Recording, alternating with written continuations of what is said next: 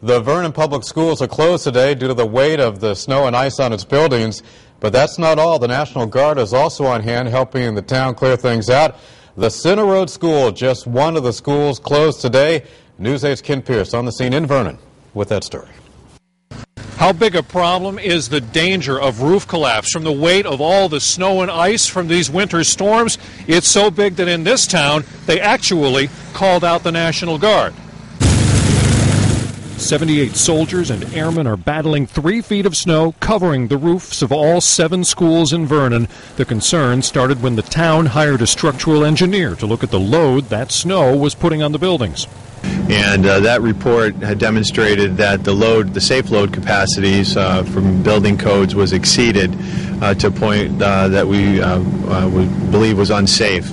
We went up to check it out for ourselves and found heavy, dense, compacted snow going back several storms. It's the same kind of load that collapsed a former car dealership in Vernon on Monday. The town first tried to clear off the schools using its own people, everyone from fire and police to parks and recreation.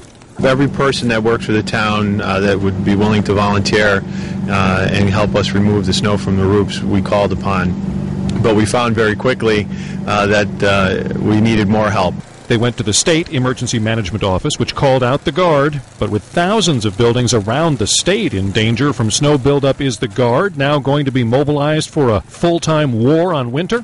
Yeah, it could be. Obviously, it gets funneled through the governor, and Governor Malloy will take a look at that. But, if he gives the okay and the green light, we will be out and moving around. So the hope is, thanks to all this help, they got to these schools in time, got them cleared off before there was any lasting damage. But just in case, school has been canceled today, and they're going to have structural engineers take a look at all the school buildings. On the scene, on the roof of the Center Road School in Vernon, I'm Kent Pierce, News 8.